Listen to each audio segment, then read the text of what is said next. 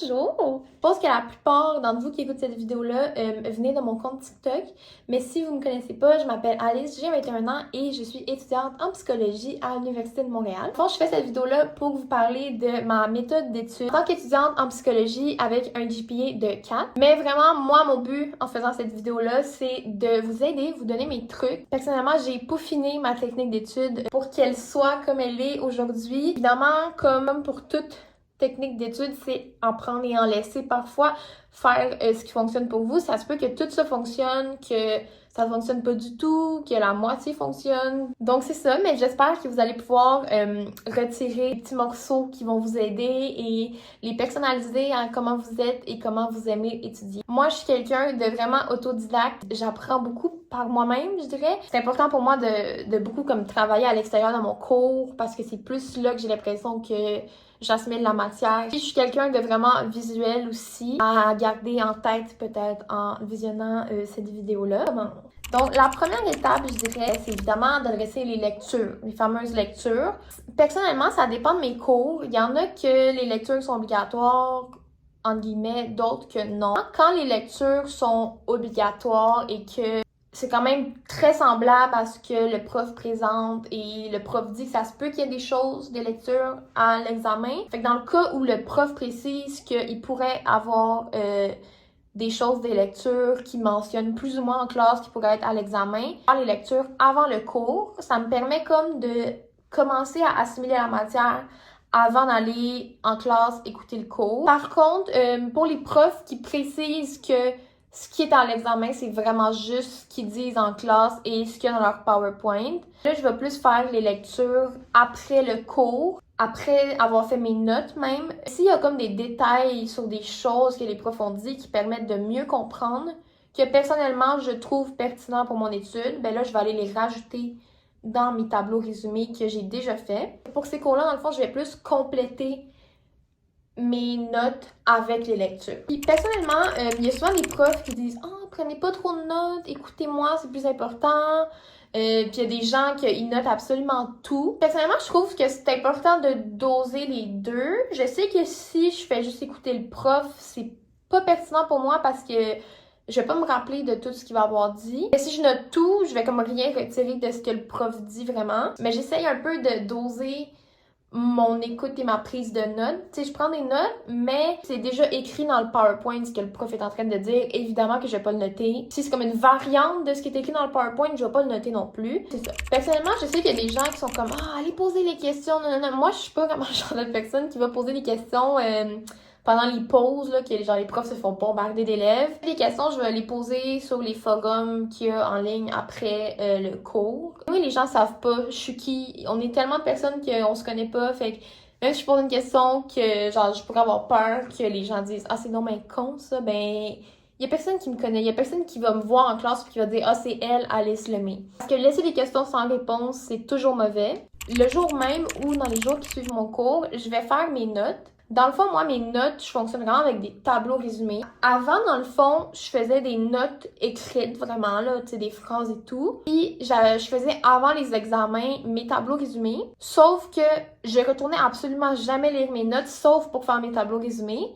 Donc, j'ai réalisé que mes notes ne servaient absolument à rien. Maintenant, je fais des tableaux résumés, puis au besoin, avant les examens, je vais comme repasser par-dessus, puis si j'ai besoin de comme condenser des choses, enlever des trucs que je sais déjà, je vais le faire. Mais je vais le faire vraiment avant l'examen. Puis c'est beaucoup plus rapide que comme de faire les tableaux de zéro, parce que c'est déjà le format que j'aime, dans le fond, pour réviser. Donc, je vais vous montrer mes tableaux, mais si jamais vous êtes intéressé à avoir un peu plus de détails, j'ai fait un TikTok à ce sujet où je montre vraiment plus mes tableaux et j'explique vraiment les petits aspects des tableaux. Mais 100% que c'est ça le gros de ma technique d'étude. Je dirais qu'il y a deux gros aspects importants dans ma technique d'étude, mais le premier des deux, c'est les tableaux. Les tableaux, j'en fais un par cours. Des fois, c'est comme sur 2 pages, si c'est vraiment des cours lourds, mais la plupart du temps, c'est un. Fait que je vais vous les montrer. En gros, j'essaye de faire une page comme ça par cours. Puis j'ai un un document comme ça par cours général, là, mais mettons cours 1, une page, cours 2, une autre page. Selon les grands thèmes du cours, je fais 3 ou 4 colonnes. Puis, je fais vraiment des notes qui sont résumées le plus possible. J'essaie beaucoup de mettre des photos. Je mets des titres en souligné et j'en mets d'autres en couleur. Ça, dans le fond, c'est un exemple au cours de statistiques que c'est un peu moins du par cœur, mais j'aime faire des tableaux comme ça aussi pour mes cours qui sont moins du par cœur aussi. Je trouve que pour moi, c'est plus facile d'intégrer les notions comme ça. Ça, c'est mes notes pour les 2 premiers cours de la session. Donc, ça prend même pas comme ce qu'un cours normal de vraiment plus du par cœur prend, vu que c'est beaucoup de la pratique aussi, puis des exercices, puis beaucoup plus de compréhension quand même. Que ces genres de cours-là font des plus petites pages un peu. D'où pourquoi j'aime ça aussi les combiner dans une même page, parce que moi, j'aime ce format-là que je fais. Fait que je vais pas laisser comme tout le tableau vide, là. Fait que si je peux combiner 2 cours ensemble ou plus même, je vais le faire. Fait que là, la session passe. Je fais ça à chaque semaine, après chacun de mes cours. Pour tous mes cours en examen, j'essaie de vraiment plus me concentrer sur étudier, réviser pour mes examens. Idéalement, 2 semaines avant. Mais c'est sûr, on a des cours, on a d'autres choses à faire. Fait que dans la mesure du possible, 2 semaines avant. Mais c'est sûr que c'est plus intense la semaine avant. Mais si je suis comme trop dans les jours proches avant, là, t'as comme plusieurs examens, moi, ça me stresse. Fait que ce que je fais, dans le fond, c'est que je vais repasser à travers toutes les PowerPoint et justement mes notes que j'ai prises sur les PowerPoint avec mes tableaux résumés à côté. Puis si je vois qu'il y a comme des petits aspects que j'ai pas notés puis que je suis comme, ouais, mais semble, je me rappelle pas de ça puis que c'est pas dans mon tableau, tu sais, ça peut arriver, là, ben je vais les ajouter dans mon tableau, puis tu sais, je vais comme les surligner et tout.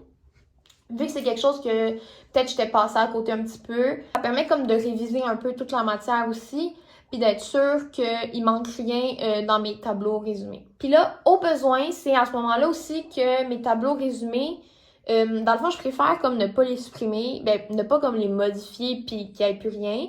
Fait que je vais comme me faire un autre document Word pareil, puis je vais copier et coller mes tableaux dessus. Je vais pouvoir modifier ce document-là. Ce que je fais, c'est que premièrement, j'enlève toutes les informations que, tu sais, juste en faisant mes notes, en écoutant mes cours, en révisant un peu, que je sais déjà.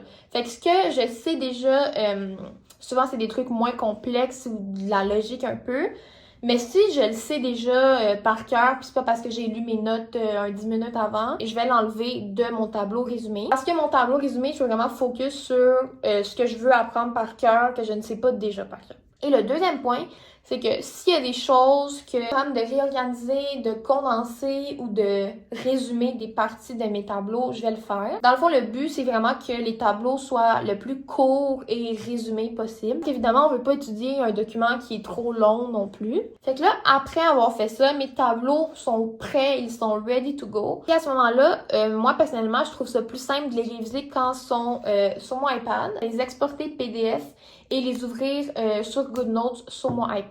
Parce que je trouve ça plus simple avec le crayon si je veux comme souligner des choses, encercler, ajouter des petites notes écrites à côté. T'sais, en révisant aussi, c'est ça, je rajoute des petites notes écrites qui peuvent m'aider à mieux me rappeler de des choses, je surligne ce que je connais moins bien, toutes ces choses-là.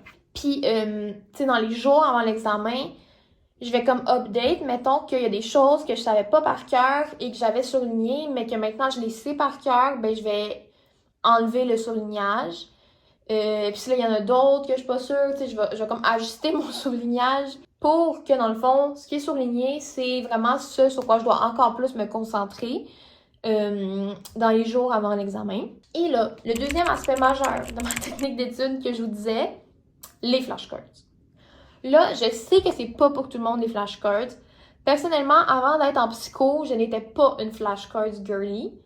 Mais psycho oblige, il y a vraiment beaucoup de par cœur. Je ne vis que pour les flashcards et je suis certaine que les tableaux et les flashcards, c'est comme les pépites d'or de ma technique d'étude.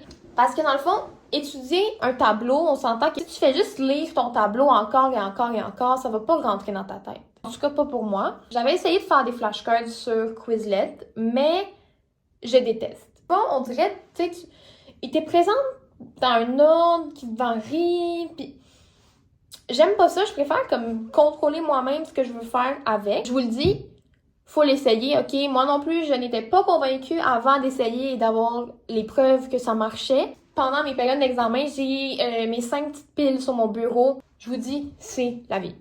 Fait que moi, quand je fais mes flashcards, j'ai mes tableaux résumés sur mon iPad. Mon tableau résumé, il y a déjà comme toutes les choses que je maîtrise pas tout à fait. L'important, en fait, avec les flashcards, c'est de pas poser des grosses questions que comme la réponse va prendre toute la carte en arrière. Faut que ça soit simple, ça soit rapide, tu sais, une phrase, 2 phrases. Je veux pas comme lire que ça me prenne 20 ans puis là que je comprends pas trop ce que je lis quand je check mes flashcards.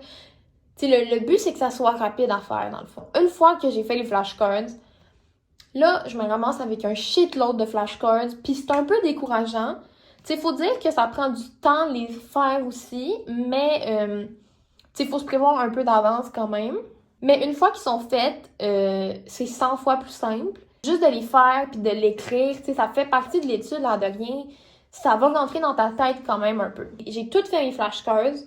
Là, je veux réviser la pile d'un cours. Ma pile dans mes mains.